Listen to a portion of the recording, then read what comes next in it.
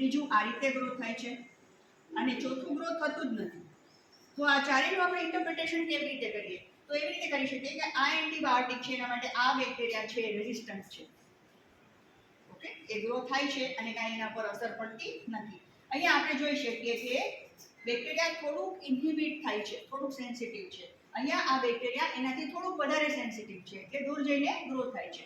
અહીંયા આ બેક્ટેરિયા છે એ કમ્પ્લીટલી સેન્સિટિવ છે, જે ગ્રોથ થઈ શકતું જ નથી. ઓકે, તો આ રીતે આપણે અગાર ડીચ મેથડનું ઇન્ટરપ્રિટેશન કરવાનું છે. હવે અગાર કપ મેથડની આપણે વાત કરીએ તો અગાર કપ મેથડમાં આપણે શું કરીએ છીએ? પહેલા આપણે ન્યુટ્રિયન્ટ અગાર મીડિયા લેવાનું છે, ત્યાર પછી આપણે અહીંયા આ રીતે એના 4 ભાગ કરવાના છે.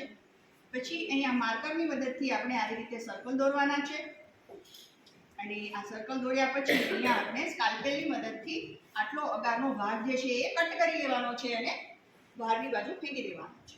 અહીંયા હવે આપણી પાસે 4 ખાડા એટલે કે 4 વેલ એટલે કે 4 કપ થઈ ગયેલા છે.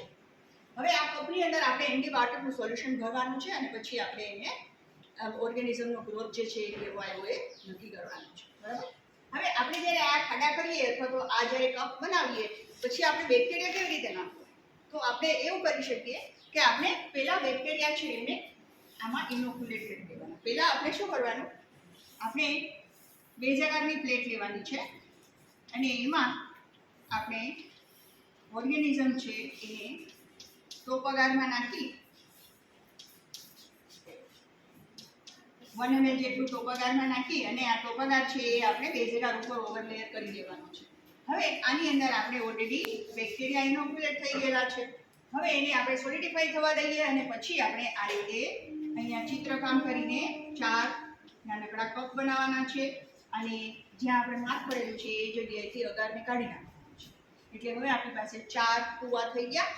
હવે આ 4 જે કપ થઈ ગયા એની અંદર આપણે એન્ટીબાયોટિકના સોલ્યુશન ભરવાના છે.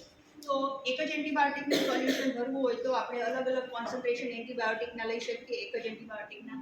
અધરવાઇઝ આપણે જો બધા અલગ અલગ એન્ટીબાયોટિક લેવા હોય તો પણ આપણે લઈ શકીએ. ઓકે, તો આ રીતે આપણે એન્ટીબાયોટિકના સોલ્યુશન્સ આમાં ભરી અને સેમ આપણે ઇન્ક્યુબેશન કરવાનું છે અને નેક્સ્ટ ડે આપણને રિઝલ્ટ મળશે. અને એ રિઝલ્ટ કેવી રીતના હશે? ઇન્હિબિશન ઝોનમાં આપણને રિઝલ્ટ મળશે. તો રિઝલ્ટ આપણને કેવી રીતે મળે છે આપણે જોઈ લઈએ. રિઝલ્ટ આપણને જે મળશે એ આ રીતનું આપણને મળશે. આપણી પાસે આ 4 વેલ છે અને બીજે દિવસે આપણને આવું રિઝલ્ટ મળશે.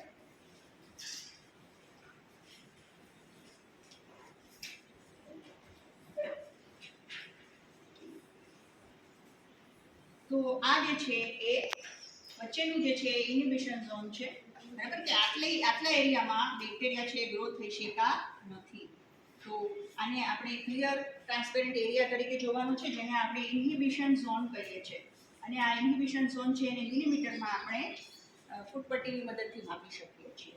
બરાબર? એના ઉપરથી આપણને ખ્યાલ આવે કે આ એન્ટીબાયોટિક છે એ બેક્ટેરિયા માટે સારું છે કે નહીં, અથવા બેક્ટેરિયા છે એ આના કારણે ઇન્હિબિટ થાય છે કે નથી.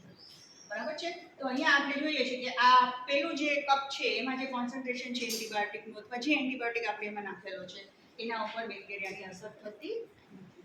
અહીંયા આપણે જોઈ શકીએ કે બેક્ટેરિયાની મેક્સિમમ અસર આ એન્ટીબાયોટિકમાં અથવા આ કોન્સન્ટ્રેશનમાં થાય છે, જેને કારણે બેક્ટેરિયા અહીંયા વ્યવસ્થિત રીતે નજીકની જગ્યામાં ગ્રો થઈ શક્યા જ નથી. Okay, thank you.